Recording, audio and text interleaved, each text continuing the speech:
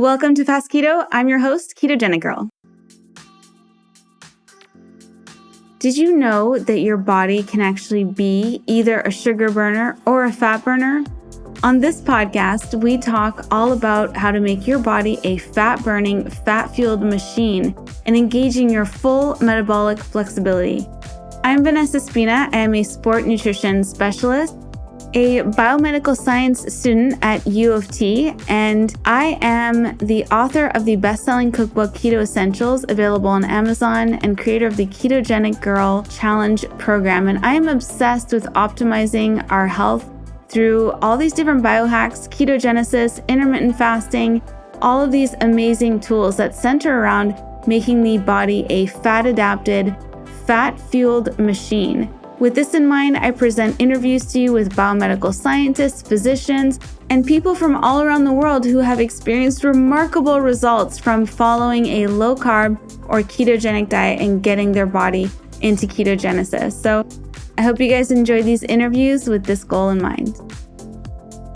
Welcome back to Fast Keto. I am so excited that you guys are here today. I am interviewing Sally Norton. She is I would say the world's preeminent expert on oxalates, and she has been spreading awareness about oxalates for several years now, since she first started studying them and finding out about them. And she has helped me so much in my personal health journey in learning more about oxalates, because I was on a very high oxalate diet, being someone who was vegetarian and very interested in health. And I was juicing and making smoothies out of kale and chard and spinach and berries, and drinking tons and tons of nut milks, dark chocolate, all the high oxalate foods.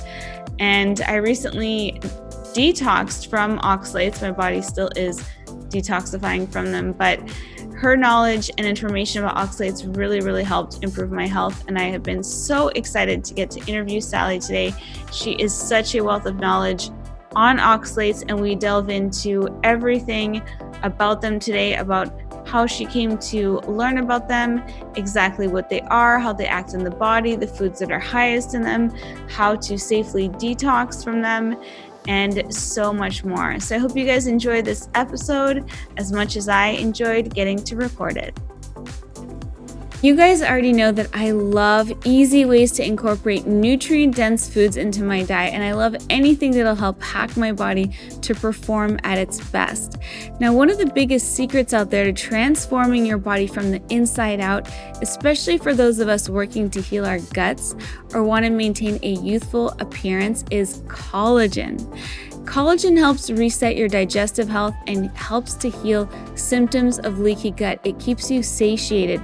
A lot of people don't realize that bone broth actually ranks really high on the satiety index, so it helps to keep you feel full for longer and feel satisfied. It also supercharges your body with collagen, which helps heal your gut, but it also provides beautiful skin, hair, and nails. One of the cool things is it keeps your blood sugar really stable because it has 0 grams of carb and 9 grams of protein per serving. Now, one of the cool ways to get more collagen in is drinking bone broth. When you first start out, it's actually common to do a 1 or 2 day bone broth fast to load your body up with all these nutrients even faster. But that's a lot of bone broth, up to 8 cups per day. Now, to make it really simple, it's important to find a product that's easy and convenient to use. And that's why I love this brand new product by F-Bomb. They just created a powdered bone broth. It's an instant, mess-free, and delicious way to get your daily dose of bone broth with all its collagen-rich, nutrient-dense goodness. All you have to do is you mix a scoop into hot water, and voila, you've got a steaming mug of bone broth, and no one will be able to tell that you didn't make it from scratch yourself. The powder is not some kind of fake bone broth. It's actually grass-fed bone broth that's been dehydrated and fortified with electrolytes. With 0 grams of carb and 9 grams of collagen per serving, it's really a must-have for anyone who's doing keto, carnivore, or you're just interested in boosting your intake of collagen. They actually have two different flavors. They have a Cajun flavor for an extra kick if you like spice, or savory beef for a more classic variety. Or better yet, you can grab a variety pack and try both of them. Now, right now they're running a very special offer for Fast Keto listeners. If you go to fatbomb.com and use the code FASTKETO, you will get 25% off your order. I really couldn't recommend this product more. It is so easy to use, so convenient. We all have busy lives, and having this instant grass-fed bone broth full of collagen is amazing, and I think you're gonna love it as much as I do. So visit fatbomb.com and enter the code FASTKETO and get 25% off your order, and let me know how you like it. Welcome, Sally. Thank you so much for being here today on Fast Keto. I'm so thrilled that you could be here. It's fun to connect. Thanks for the invitation. Now, I'm so curious as to how you found your way into this world of oxalates and everything, but what I'm really curious about to first hear from you is, did you ever think when you first started learning about oxalates that this whole world of questioning vegetables and fruits and the anti-nutrients in them would ever explode in this way? Well, I certainly didn't want to be an anti-plant food person. It never occurred to me that that was a path. Right. And that's the cool thing about the oxalate science, is it is this fantastic opportunity to rethink and examine assumptions that we've just let carry through. And it's every assumption, whether fermentation makes things better or not, whether fermentation is an adequate way to make plants safer. There's so many questions about what makes a plant safe to eat. And we've really forgotten that, because there's been a strange enthusiasm for phytonutrient science that's probably a product of the publisher perish pressure in science, in part anyway. Forget that, you can't just take a walk in nature and start eating what's growing there. Most of the plants that surround us in nature are not edible at all. Yeah, that is very, very true. And it's so interesting learning about, hunter-gatherer society and sort of how women, one of the reasons that women are such multitaskers and we have this diffuse awareness, whereas men have more of a single focus. Women have this diffuse awareness. One of the reasons is so that we could go out, and if we found a bush that had edible, safe berries, we could go back and share with the other women and other members of the tribe and say, it's this berry in that meadow, it's this bush with, the leaves that are a little bit waxy looking in this shape. And we had to be able to describe this in order to pass on this information to other members of our tribe. And it's one of the reasons that, we are the way we are. But you had to be so careful because you had no idea, if you ate the wrong mushroom or the wrong plant, what could happen to you, right? Such an interesting point. I love these anthropological perspectives and that little vignette that you're describing of women also being incredibly verbal, like having Yes. a broad, detailed vocabulary and being able to pass verbal information on, because, of course, we didn't have writing for most of human history. And so the need to distinguish between a safe plant and an unsafe plant, or a poisonous mushroom and one that won't kill you, really required very high level verbal powers or some other form of symbolic communication. That's cool that actually the need to navigate plants may have encouraged the development of language. Never heard that idea. Yeah, absolutely. I learned it from Alison Armstrong. She does incredible work studying women and men and communication relationships, and how we've evolved those. But I use that skill now to help my husband navigate the grocery store when I'm not with him, and I can text him and tell him, it's in the third aisle, not the one near the flowers, but the one here. And then it's, the second row from the bottom, and then to the left of the, Caesar dressing. And we have this ability to recall those foods, whereas men have this single focus, and they don't have that same diffuse awareness. But Yeah, it's like a context sensitivity you're talking about. Like we're aware of the whole scenario of the aisles and the whole big grocery store layout, whereas the man is interested in checking the list. Let me get this. Yeah, it's so interesting, and That is so fun. That is yeah, really cool. it really is a survival instinct, right? And I love how you bring that up because, like you said, we know you can't just go out into the forest and just eat anything, especially some random berry or, some colorful mushroom, and know that you'll be okay with that. And yet, vegetables and plants have been attributed this health halo for so long that you couldn't even question whether they might have molecules or components to them that might not be necessarily good for us, although we know there's this hormetic effect in many compounds in vegetables. But it's been like that for a long time. Fruits and vegetables have been grouped together, and to even question if a plant, food, vegetable might not be that healthy for you or might actually be detrimental to your health has been, almost nutritional blasphemy for all these years. It's been incredible seeing all this questioning, and like you said, to your point, to question things and to have a dialogue and not just sort of accept everything as it's always been, as the way it is. So I'm so curious, how did you first find out about oxalates? Well, I'm grateful to my husband, who is a wizard with searching up Dr. Google, who found for me the Vulva Pain Foundation. I had a brief experience of intense genital pain that was muy distressing. Mhm. And so it distressed the whole household. And he does his usual thing of running to the internet to answer all questions, especially questions of a medical nature. And he pulled up the Vulva Pain Foundation.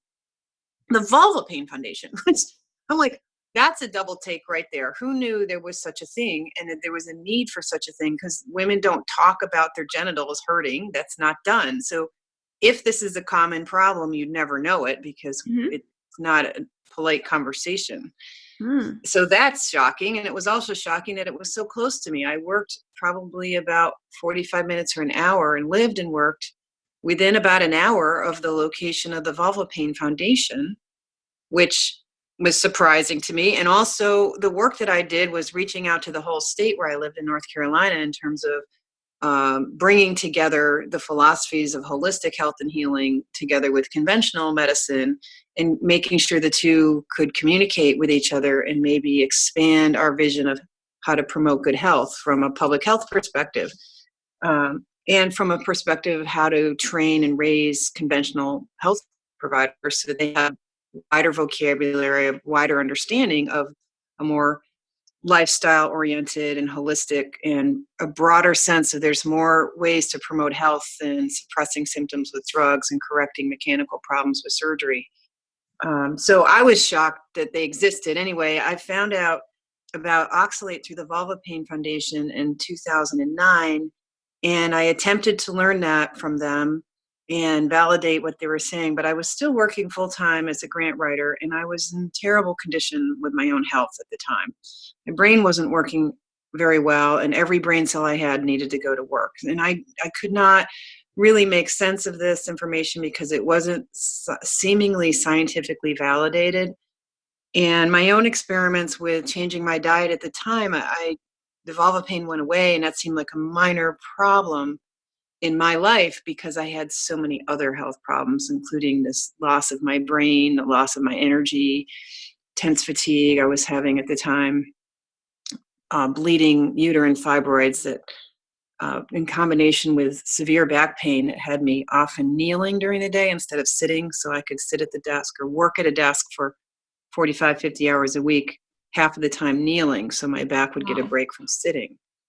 Uh, Mhm. things were falling apart for me, so I didn't see the oxalate as really a prime thing. And experimenting with the diet, and I would go on and off sweet potatoes, which had become a great staple in my diet.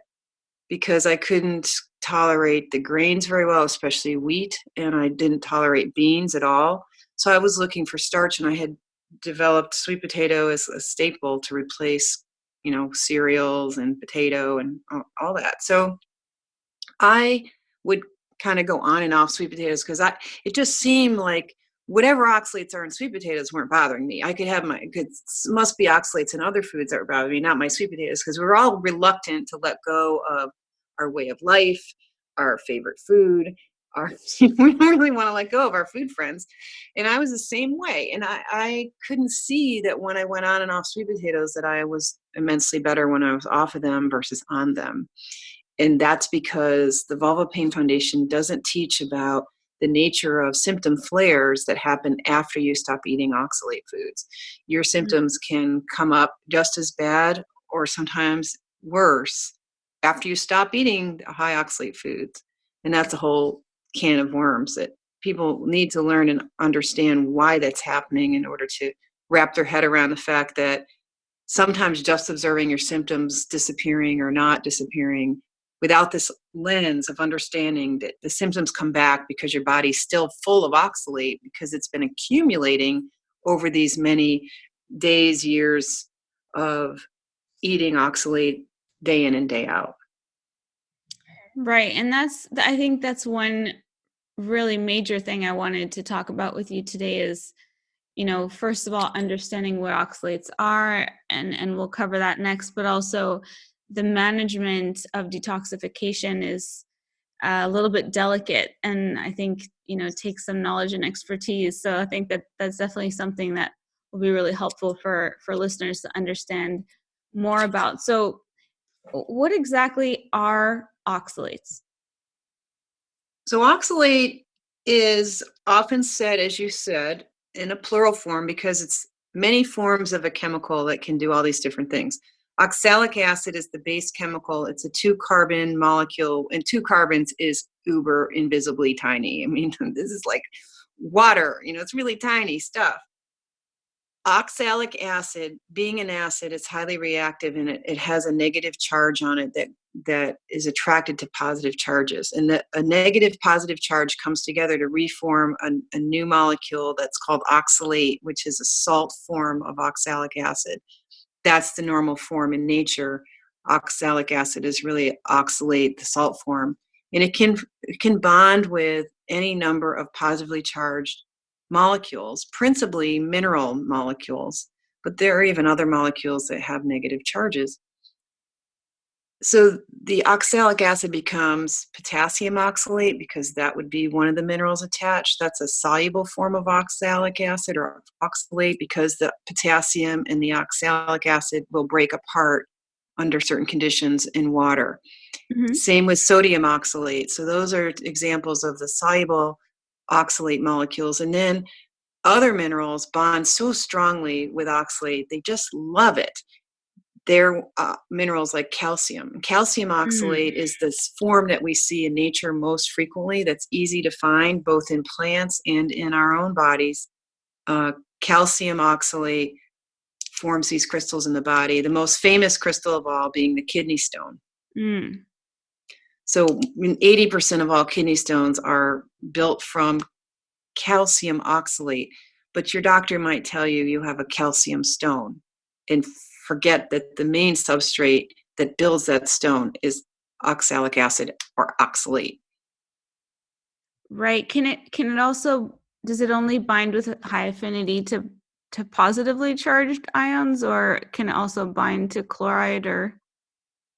You don't see a lot of chloride and chloride oxalate. No, it's good because it's oxalic acid drops the proton, which is the positive charge. There's always that first proton is always dropped, and because there's these two OH groups that can drop a proton, and that second one has a little bit stronger affinity to hang on, and that allows it to bond with single charged positive ions. But typically in biology, it's going to drop that second proton and bond with something with a double positive charge like calcium. Right. That makes and calcium oxalate is considered insoluble. Like that marriage between calcium and oxalate is you can't undo that. It's sort of quasi-permanent. Although I suspect that the body has ways to replace the oxalate with a different molecule and create a different form of calcification in the wake of an oxalate crystal getting trapped in a tissue, and has clever ways in the cells that can generate enough acid through, liposomal digestion and various metabolic tricks that it can do to start handling oxalate. But only cells that are super healthy can do it, because working with oxalate is like working with something radioactive. It's pretty dangerous work, and you have to be able to generate a lot of glutathione as a cell and have a lot of nutritional and metabolic heft to be able to survive it. And I think mostly the worker cells that have to manage and move around oxalate die in the task, just like a Civil War soldier or soldier anywhere would die in the task of saving the country or saving the peace in the land or saving the civilians. They die in the process of saving us. And sometimes you get fibrosis in the wake of oxalate accumulation in the body. If it's allowed to accumulate for too long, you get enough cellular damage that the cells get replaced with fibrotic tissue, which is scars. So you get scar junk, which is connective tissue that holds it all together. Thank God for connective tissue and scars, because the scars are knitting your living cells together and keeping the tissues have some level of integrity and doesn't fall apart. But scar tissue doesn't have the metabolic functions that the real tissue would have. So it has the strongest bond, or one of the stronger sort of bonds with the calcium. Right. That's probably the strongest one that you would see in our bodies, is the calcium oxalate. But, oxalic acid has been used for this ability to grab minerals in industry since the 1700s. We use it in textiles and cleaning, because that chelation allows you to pull off contaminants out of materials. So you can clean all kinds of things, even your concrete deck. You can buy oxalic acid to take all the rust stains out of your concrete deck. Wow.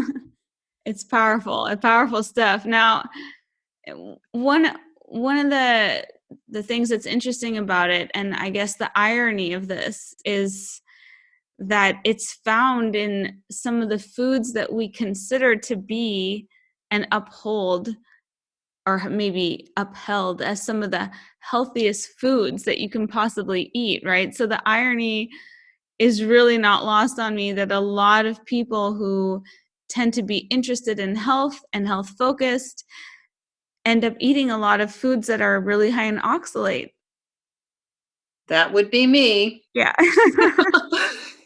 Yep. I've been interested in health since I was like in kindergarten. I would run home and tell my mother, Mommy, we're supposed to eat this and that. And, I've really always thought it was a good idea to treat your body well and be vibrant and healthy and happy by eating right and listening to the authorities that teach us how to eat.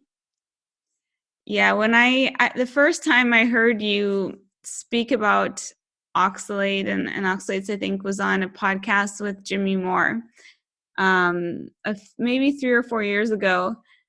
And I was like, these are all the foods that I eat. I mean, I eat so many of these because they're, hailed to be some of the healthiest foods: spinach, kale, nut milks, berries, chocolate, dark chocolate, tea. I'm like, you're basically just spelling out my diet.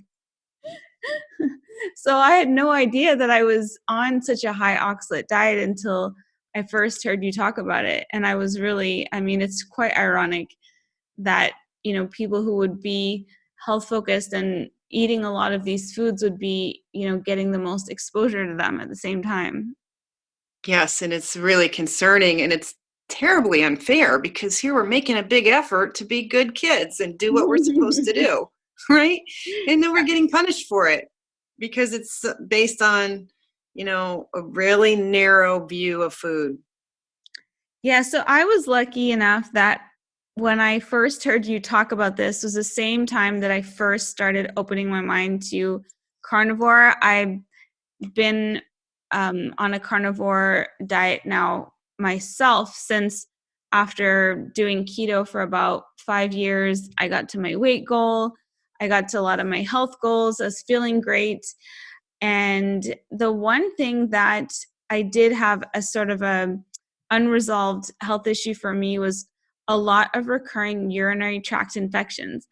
And I didn't understand that there was a connection to oxalates. And it makes so much sense now that I understand more about them, and especially kidney stone formation and the crystals. And when you look at, when you see pictures of what oxalate crystals look like under a microscope, they're these like long spikes and crystals, right? So it was really interesting for me that was what made me want to learn more about them. And also just hearing from, you, how they were at really, really high. Like I was really eating a lot of the foods that were highest in oxalate, so obviously recognized there was probably some, pretty heavy accumulation there over the years. And I only had full resolution of quite frequent UTIs after completely detoxing from oxalates.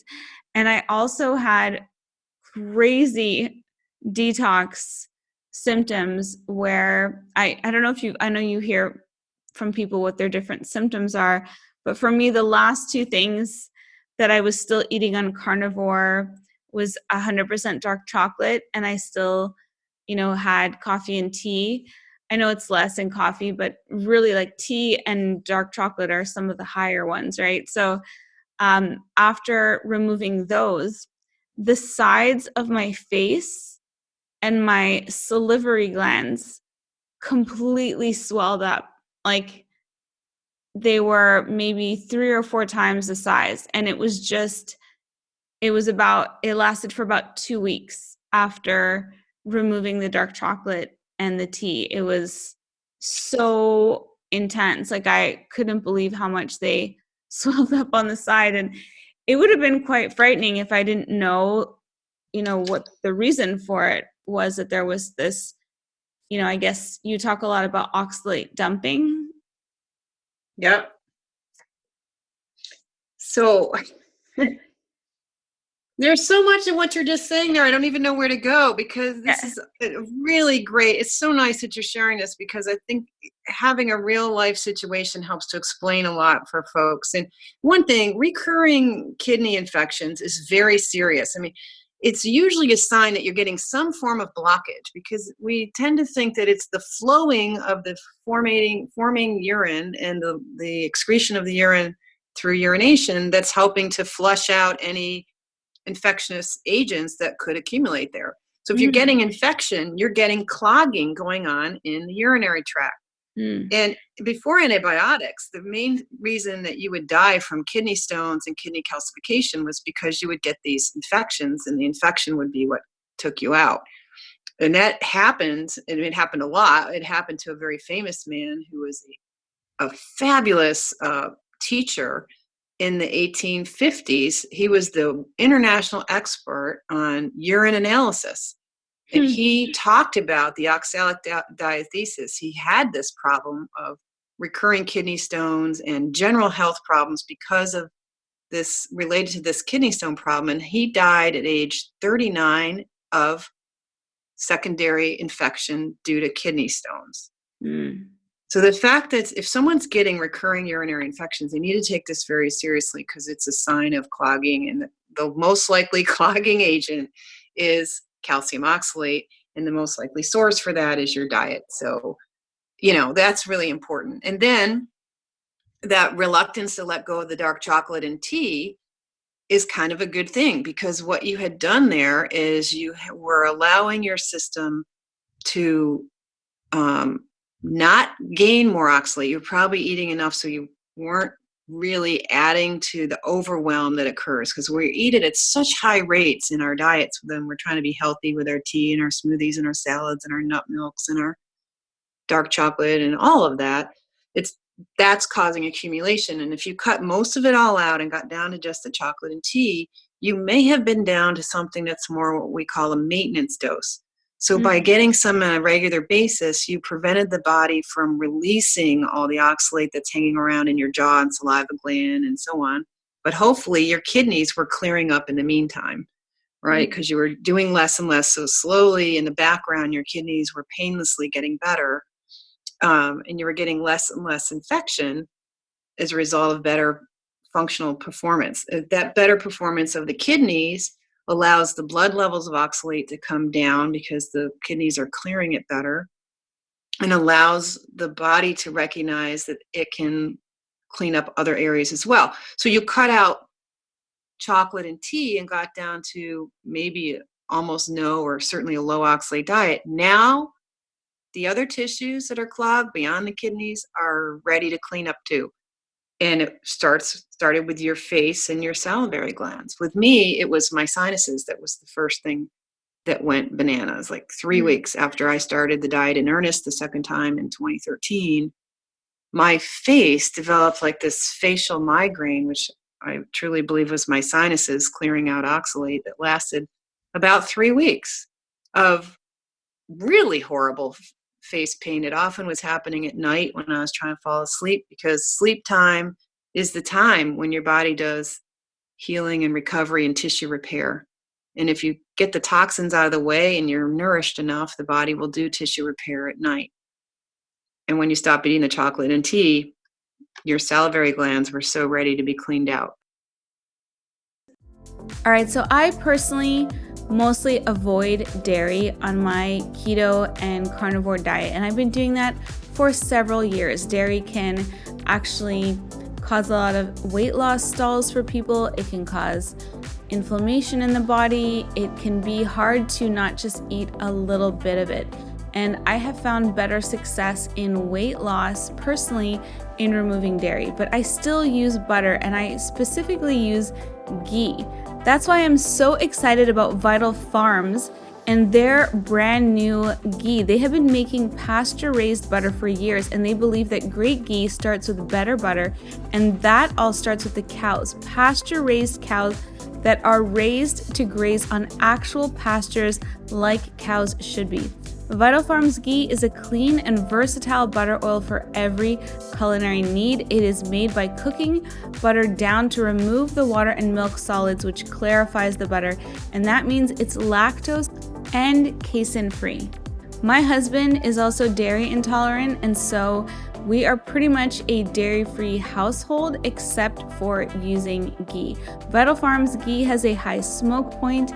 It doesn't burn or chemically alter at high heats, making it great for frying and sauteing. Pasture raising ensures that its four-legged ladies are free to roam and forage open pastures on the American family farms they call home. This makes for contented cows, better butter, and now even greater ghee. Another great feature is that Vital Farms is the first ever ghee in a squeeze bottle, and that makes the ghee even more convenient and ready to dispense. You don't even need a spoon to use it.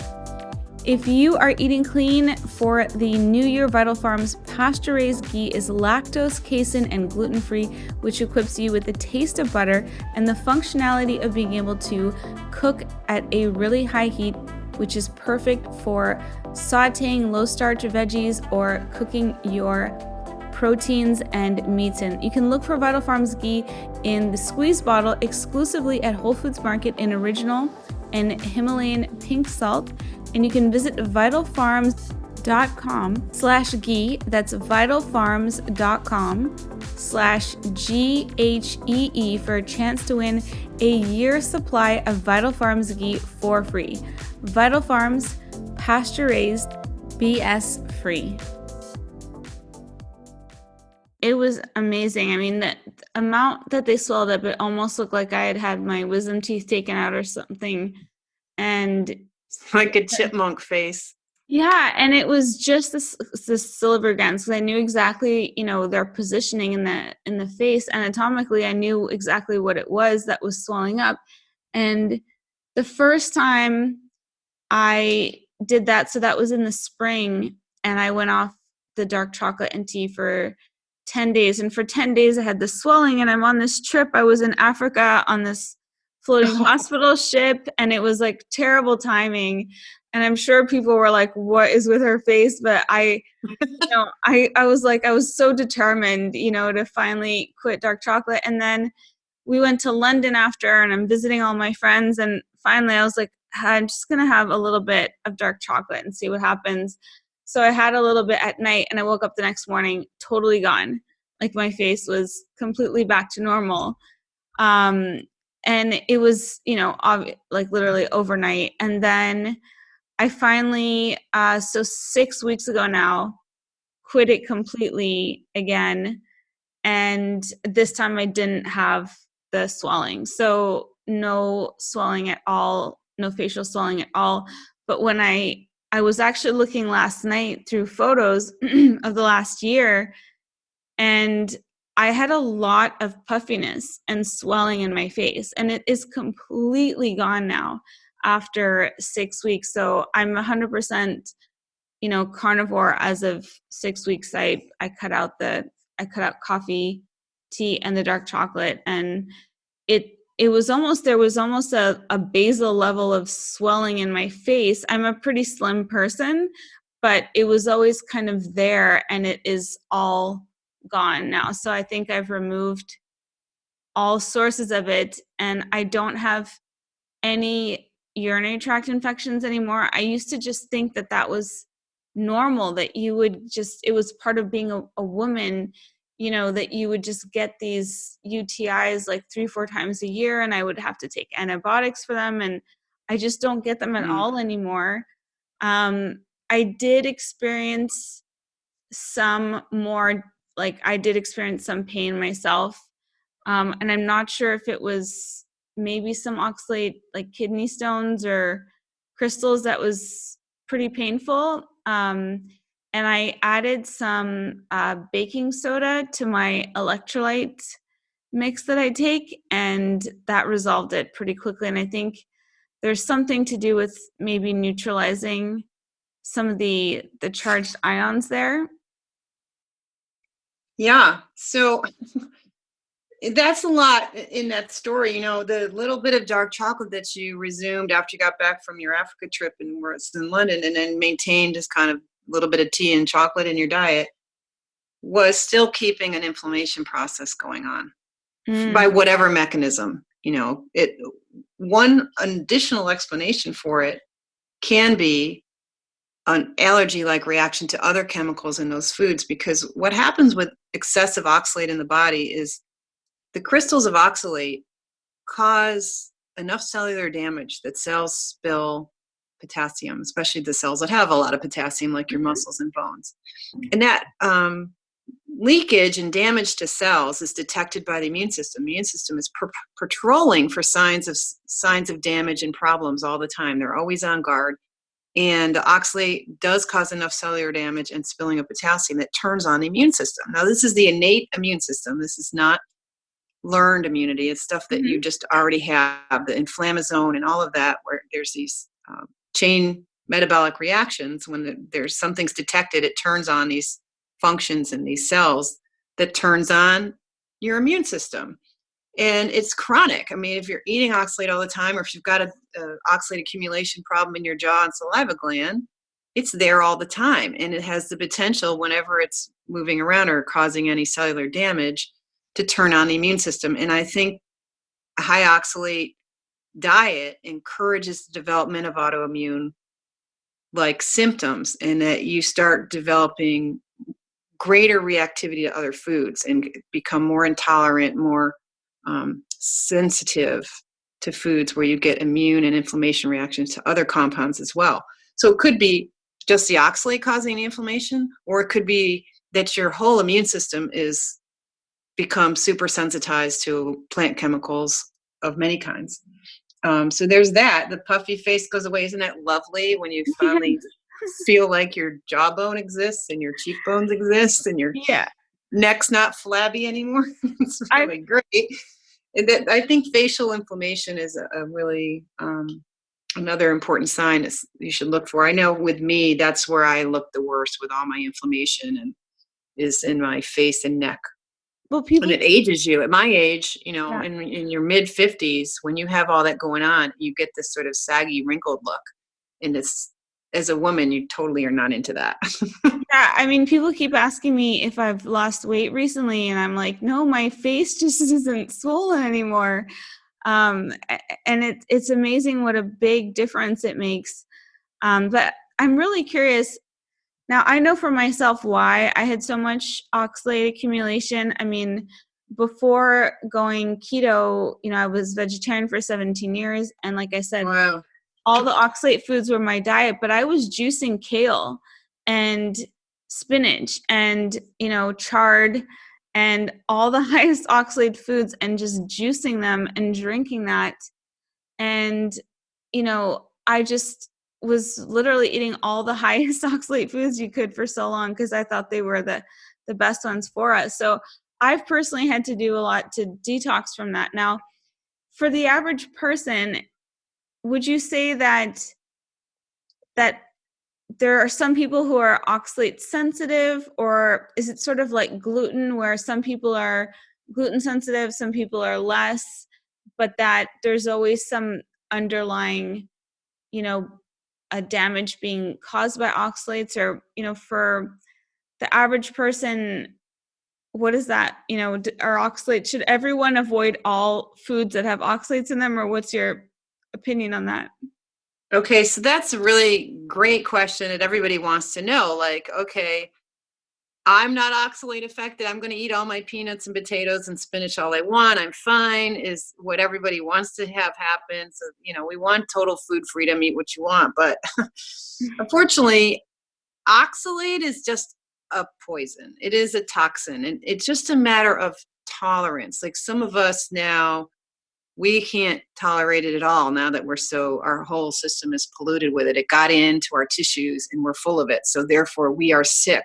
We have a chronic illness of oxalate toxicity, which takes about 10 years to reverse. So you don't want to let yourself get to that point where you've been slowly accumulating it. And accumulation is a silent process. So you can't tell whether it's aging you, and unless you're really paying attention to your osteoporosis numbers and your vascular health and your brain health and your urinary tract health. If you've got deficits in those areas, oxalate is a real problem aggravator. So even if your initial problems, say in your urinary tract, didn't have much to do with oxalate, maybe it had some other damage, maybe some other antibiotic or something that got you sensitized, or some other pharmaceutical drugs, because almost all pharmaceutical drugs will damage your kidneys. And any damaged cell is prone to oxalate accumulation. So it could have started with lectins or drugs or antibiotics, and that set up tissues that are now more and more vulnerable to having oxalates get stuck in them and start causing additional problems and aggravating those problems and preventing the resolution of those problems. So it's not really a sensitivity, it's a tolerance problem. Because when we use the word sensitivity, we're thinking like gluten, we're thinking like allergy. Am I allergic to it? You're not really allergic to it, although oxalate can create more sensitivities. You are being damaged by it, and that is the definition of toxicity. Like, it's a molecule that causes wear and tear and damage and prevents healthy functioning of cells.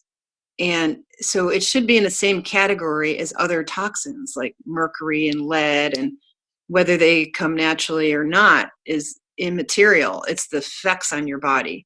So depending on your philosophy about life and whether you just want to do whatever and die from whatever, some people want to do that. If those of us who've been eating all these healthy foods have been doing it because we've wanted to be well for as long as possible, live in old age where we're independent and free to do what we want and continue to enjoy our lives right up to the end.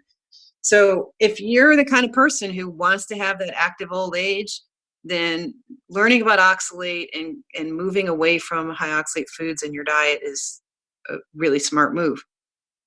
Now, if someone wanted to sort of like keep in a couple of foods, like say they really like tea and like berries or something, would does someone have to, sort of go 100%, completely without all of the highest oxalate foods? Is that, or are there some ways to, like, I don't know. Well, as you noticed, you actually reduce the clearing symptoms by having a little chocolate, adding it back in. Mm-hmm. And that lowered that short-term symptom of your recovery process, but keeping it in maintained the puffy face. Mm-hmm. Right. So there's a benefit to keeping some oxalates around at a level of probably 100 to 200 milligrams a day, which would be what the science believes we're all just eating, 100 to 200 milligrams a day. That's what they're all telling themselves as they write these research papers, like, oh, people only eat 150 a day, so this isn't a real issue. Unfortunately, 150 is like 3 bites of spinach salad. So Wow. depending on which food you're choosing and how high an oxalate it is and how much you're absorbing, which is one of the major tolerance factors, is how much gets in. And that's your gut health. If you've got any kind of SIBO, damage from glyphosate, other kinds of inflammatory conditions in the gut, or you've just been eating oxalates so long you've got inflamed gut from the oxalate, you're going to absorb more of the soluble oxalates and get them in. So it depends on your particular picture, what low enough is, but going down gradually and maintaining some oxalate in the diet is often a good strategy so that you don't get into the big, dramatic, painful symptoms of a strong clearing reaction by the body, which your big chipmunky, painful salivary glands were doing, right? Mm-hmm. But at some point, most people ultimately feel better on as little oxalate as possible. So if you're not feeling awesome, not winning the race in life that you're running, then cutting back on oxalate gradually and wisely and supporting your body in the process of cleaning it up, you might as well get around to it now because it takes 10 years to do it. And why do you say it takes 10 years? Is that just because it needs to be titrated down and done sort of slowly? Well, if you think about body maintenance and repair, and oxalate can get into any nook and cranny, but it's very prone to getting down into the bones because it's a huge sink for calcium. Mm. And the body's sequestering and then wrapping up these deposits best it can to keep them from interacting with the tissues. So the body's holding on to them in a quiescent way that's not causing symptoms. And so they're hiding out in these little packets down in scar tissue, down in places where you used to have infection or had an injury or had a break, or hanging around in your bones and tendons. You don't turn over your bones and tendon cells every day. It's not something the body generally does, and certainly doesn't go after the garbage unless it really is in a position to do so. It needs to be healthy enough, the kidneys need to be good enough, and hopefully your body is doing this kind of one bite at a time. If the body was to suddenly release all the oxalate in your tendons, bones, joints, glands, and jaw and teeth and sinuses and wherever, you would be so toxic you would wreck your kidneys and you'd be on a list for a new kidney. You can't excrete all of that at one time. Mm. You just can't. And so there's a upper limit to kidney excretion, and everyone seems to forget that. Like, the kidneys are great at getting rid of oxalate, but it can do only so much work in a day. So it needs to be coming out gradually. And if you're lucky, your body will do it so gradually you won't even notice it. You might in a year get a little pain in your finger and never think oxalates, or get some trouble in your elbow for a few months, or your hips start bothering you for a few months. You won't remember that it's because your body is clearing out oxalate that you ate 10 years ago, that you quit eating 2 years ago. So, I see people who at first their kidneys clear up and then 2 years later they get arthritis. And in most cases, it's because now we're cleaning out the oxalate in the elbow or some other place. And the cells turn over. I mean, it takes like 7 years. And it's the 10-year estimate comes from the fact that that's what people ahead of me are saying. Now that I've reached 10 years, I feel like I'm done. I'm still personally, I've been doing this over 6 years now, and I'm still have lots of signs of oxalate clearing almost every day. I'm peeing out cloudy urine, which is the crystals in the urine. I'm getting bouts of fatigue or pain. I know that my hips were clearing out this week. That's kind of moved on. My back has been now clearing out. So it takes a while to get all this junk out. And people like you and I who are really into eating healthy and we're vegetarians and then, you know, relying on foods like tea, chocolate, or sweet potatoes, we're loaded with it. Yeah. I had last week really painful urination and cloudy urine, but I knew it wasn't a UTI because of everything I've been learning thanks to your work. I knew exactly what it was. And like I said, I had some baking soda and I had a little bit of tea, and it just like resolved it. Whereas in the past I would have immediately just thought, oh, it must be a UTI, or I have to get antibiotics for it. So it's really wonderful to have so much knowledge and information that you've been sharing about it. Now, for someone who is just new to learning about oxalates, what are some of the top, sort of 10 foods or so that you tell people to avoid? And are there other plant foods that they can focus on that are low oxalate instead? I know you kind of build your plate around some of those. Yeah, and I want to talk about foods, but I do think it's worth following up on what you were just saying to make sure that the listeners understand that you're sending a signal to your body when you have the tea, which is oxalate. You're bringing in an oxalate dose that temporarily raises oxalate levels in the bloodstream and in the kidneys, and that tells the body to stop the oxalate clearing that was causing your symptoms. Mm-hmm. So it calms it right down. So that whole effort to clean up that area that was getting out of control and causing you symptoms and making you feel bad, you were able to send a signal by adding oxalate that turned it off.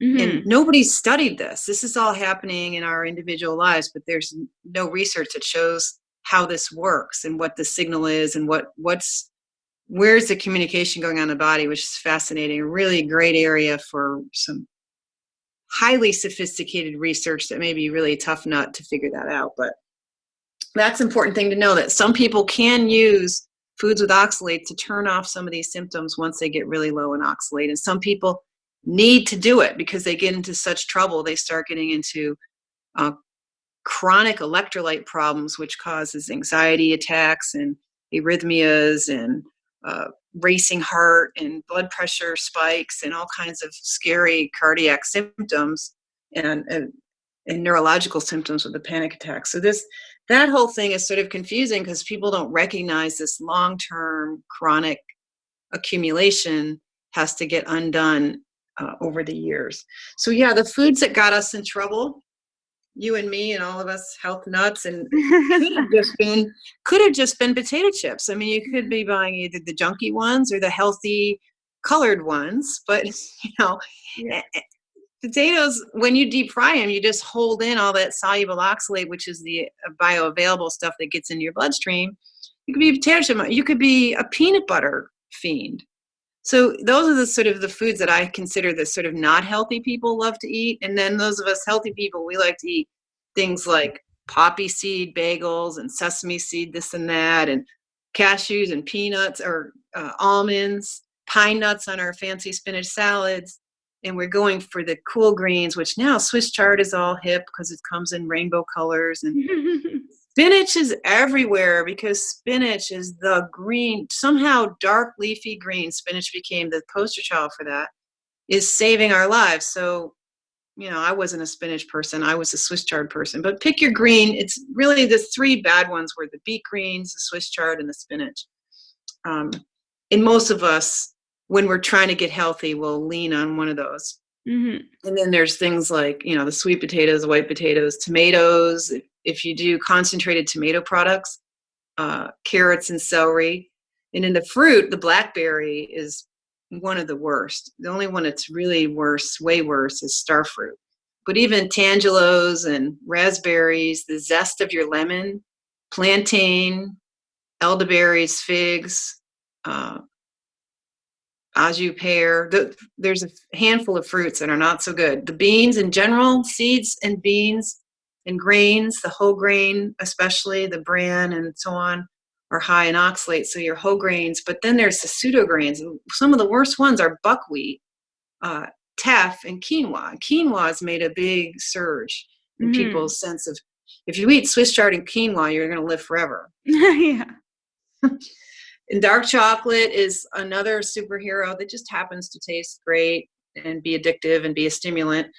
And tea is still really popular, and it's been promoted as a health food. Green tea, just as well as black tea, are both high in oxalate. And then there's some of the spices like black pepper, and the poster child of a healthy spice is turmeric. Turmeric is crazy high in oxalate, and it's pretty bioavailable oxalate.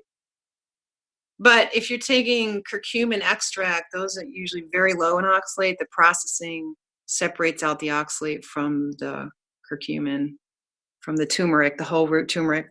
But the whole idea that you need plants as these, quote, hermetic effects.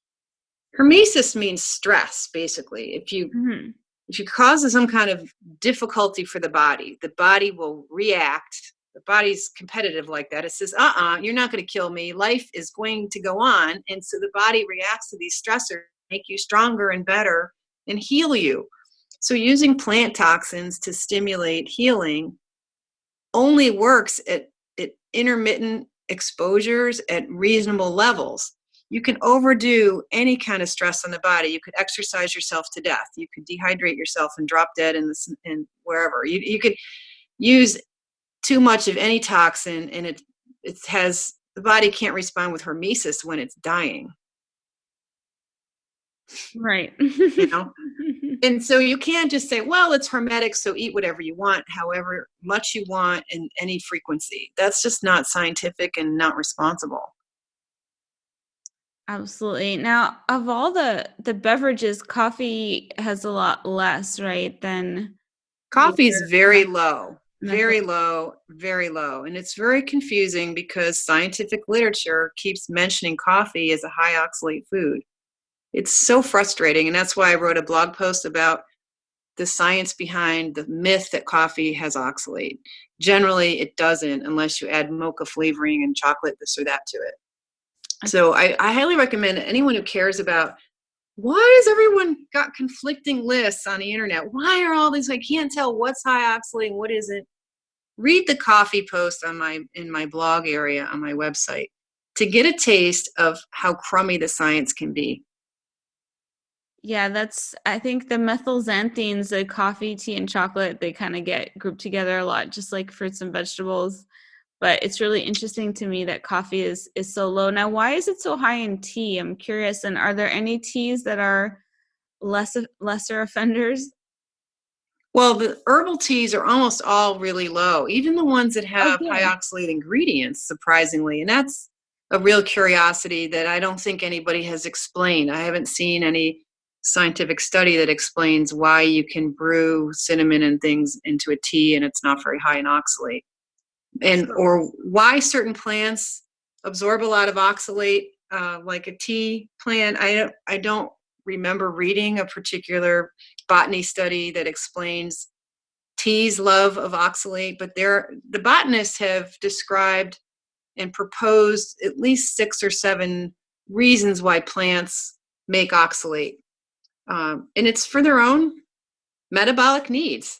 They want to protect themselves from too much calcium in the soil, so they use oxalic acid to sequester the calcium so it's not so toxic.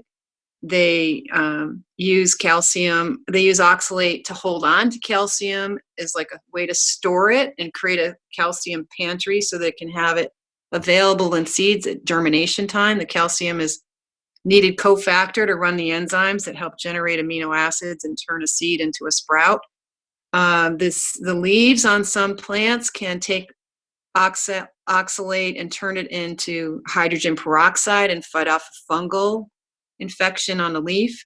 The full crystals are, especially when they're in this rapide shape, which is a toothpick shape, the plant makes them in these vesicle wrapped bundles of like 200 toothpicks that are pointed on both ends.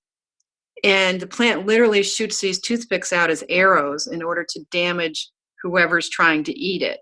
So whether you're a bug or a human being, these little arrows are going to get you. Kiwi is a great one for having those rapide-shaped kiwis, rapide-shaped oxalate crystals. And you'll see people complaining about kiwi online, causing their mouth to burn a little bit, and that's because of those crystals there. It's really amazing. And if anyone is curious, if you look up or Google electron micrograph or electron photograph of the electron microscope photograph of the oxalate crystals, it's really amazing how sharp and spear-like they look. And I understand now sort of more why you have really dedicated so much of your career to studying this, because in terms of all the anti-nutrients in plants, it really seems like if you're comparing it to lead and mercury, it must be really at the top, sort of the top of the list when you look at all these different anti-nutrients that we're starting to learn about more that are in plants. Well, yeah, see, we have a long history of recognizing oxalate as a chemical since it was, defined as a chemical in the 1700s. And so we've been hanging around oxalate both with industrial exposure, using it as a cleaner, people accidentally dying in the early 1800s of swallowing oxalic acid salts. They were called salts of lemon and salts of sorrel because you use the sorrel plant to make oxalate. And it was called salts of lemon because people got in the habit of using a little pinch of the salts of sorrel to extend their lemonade because it could make the lemonade lemony and sour without needing a lot of lemons. So if you were short on lemons and had a big crowd, you could make cheap lemonade by throwing in a little oxalic acid. And this salts of lemon was a standard household chemical that looks just like Epsom salts. So you would have your household servant go get your salts of sorrel to clean the floors with or whatever in the home, and they go down to the pharmacy where both the counter person and the servant were illiterate, and the crystals look just like Epsom salts. So then the lady of the house has a stomach ache and takes a spoonful of Epsom salts and drops dead in 2 hours because it wasn't Epsom salts, it was salts of sorrel, the cleaner. Wow. And so that created a whole study of this man who got a new job, the first one ever to hold this job, brilliant guy, and his partner. They put oxalic acid in the stomachs of various animals and watched the effects on the body based on changing the dose and so on. It's a fascinating study published in 1823. It's the first experimental study in toxicology, and it was done because salts of sorrel, or oxalic acid, is deadly. So we've known that oxalate is deadly, and we've been interacting with it as a cleaner and in our tea. That same culture that was dying of oxalate poisoning with their cleaner are the tea drinkers in Edinburgh, Scotland, and in England. And it was the tea drinking countries that see high levels of kidney stones and oxalate related problems. So our love of tea and chocolate came on in the 1600s.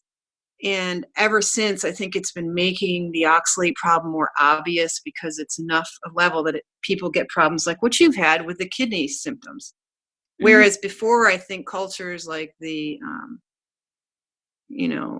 great cultures of the past that were depending on whole grains would get arthritis and have osteoporosis and bad bones and die in pain.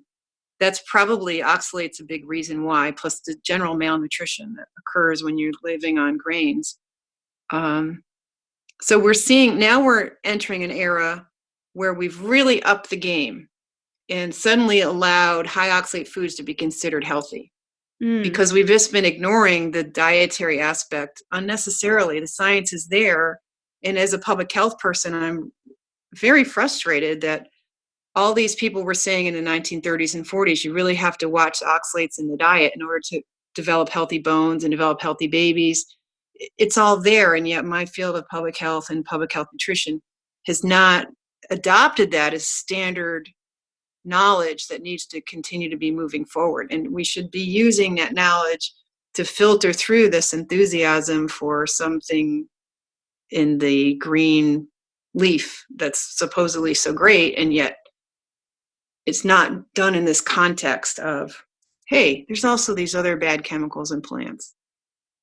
Well, I really have to commend you for all the work you've been doing to spread knowledge and information awareness about it, because oxalates are talked about so much now, and it really all is thanks to you and the work that you've been doing. So thank you so much for, being so passionate about it and spreading knowledge and information. It really helped me, and I know that it's helped and helping a lot of people, and a lot of people who have gotten benefits from, going closer and closer to zero carb or keto or carnivore have been getting a lot of health benefits because they've been reducing and removing their exposure to a lot of these foods. So, I really thank you for everything that you've been doing to share knowledge about it and spread awareness.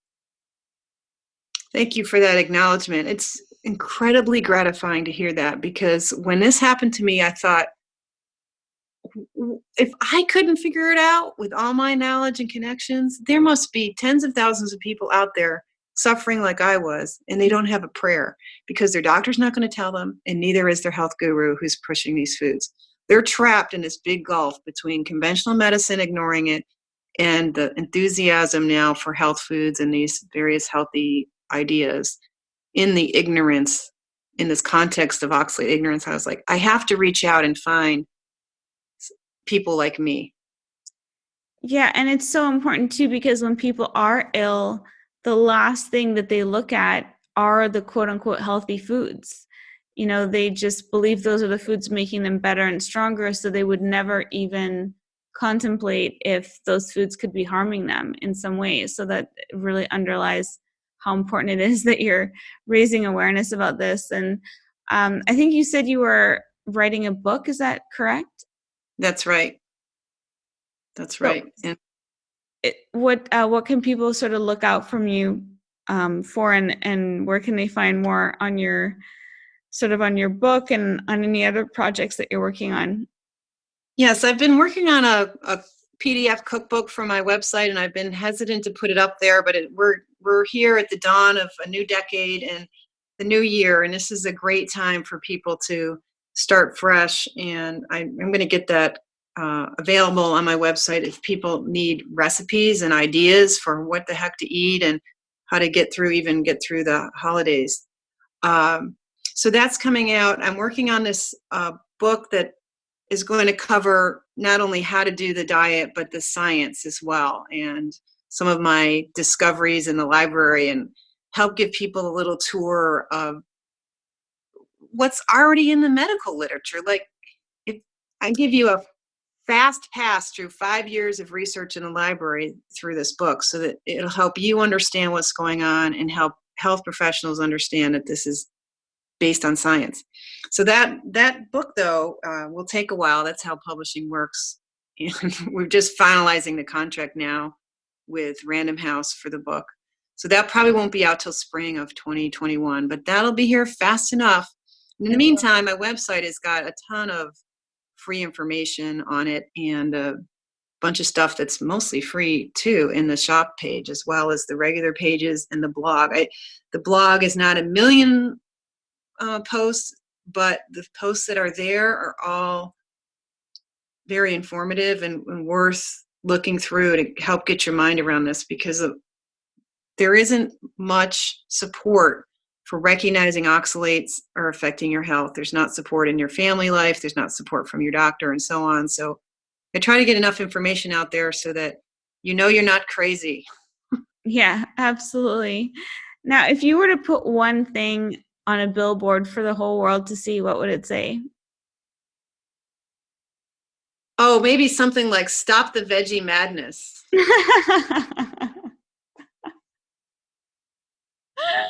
Oh, that's fantastic. Yeah, absolutely. That's great. Now, and I know you're also active on Instagram too. You have some great posts there, and people can also see, I think, some pictures of what the crystals look like, and super interesting stuff. If people want to interact with you on social media, is that a good place to find you?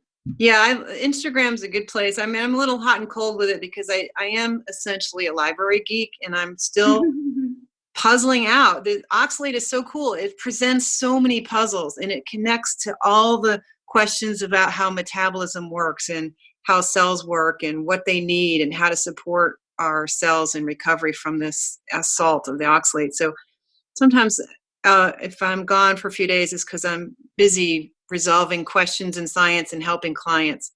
I have been working with people on a one-to-one basis, and I may be doing less and less of that so that I make sure that I get all these other projects done and start offering more opportunities for more and more people to interact with me and with each other. So be looking for that in 2020, hopefully some online support groups for both clients and for the listening audience at large, so that we can share information and stories and keep everybody moving forward in their health. That's wonderful. Well, Sally, thank you so much for being here today with all of us and sharing so much of your knowledge and expertise. It was really wonderful to get to speak with you, and I really appreciate you taking the time. Thank you for having me. It's really exciting to hear your story and puzzle that out together and connect with you. And I'm really appreciating you for sharing. Thank you. All right, guys, thank you so much for tuning in to the episode with Sally Norton today. It was such a genuine pleasure to have her on the show. I had such a wonderful time connecting with her and getting to speak all about oxalates, and I hope you enjoyed the episode too. And if you know anyone who you think might benefit from learning about oxalates, someone who has unresolved aches, pains, kidney stones, gout, or other symptoms, or eats a really high oxalate diet and has unresolved health issues, send this episode over to them and share it with them. And be sure to leave a comment over on Instagram of what your takeaways were. If you're listening to this episode, I love to see where you're listening to it from and where you are. And if you are interested in kicking off a brand new decade, 2020, with a brand new you, be sure to go check out the Ketogenic Girl Challenge and have me as your coach and guide in navigating the keto diet to get to your health goals. I got to my dream weight, all of my fitness and health goals with keto by following a keto diet, following a ketogenic diet. I got to my health goals with keto, following it for several years, and I recently have been doing a higher protein approach to keto with a carnivore diet, and I have learned so much about how to do keto properly. So if you've been doing it for a while, not seeing the results that you want to see, try out the Ketogenic Girl Challenge with me. You can check it out at www.ketogenicgirl.com, and I would love to have you join us and kick off 2020 with a bang. So until next episode, I hope that you have a wonderful, fat-fueled rest of your week. A few disclaimers. By listening to this podcast, you agree not to use this podcast as medical advice, as I am not a qualified healthcare provider. The information presented on this podcast is for educational purposes only. Ketogenic Girl is not qualified to provide medical advice. Consult your own physician for any medical issues that you may be having. This entire disclaimer also applies to any guests or contributors to this podcast. Prior to beginning a ketogenic diet, you should undergo a full health screening with your physician to confirm that a keto diet is suitable for you and to rule out any conditions or contraindications that may pose risks or that are incompatible with the ketogenic diet. A keto diet may or may not be appropriate for you if you have any kind of health condition, whether known to you or unknown, so you must consult your physician to find this out. Anyone under the age of 18 should consult with their physician and their parents or legal guardian.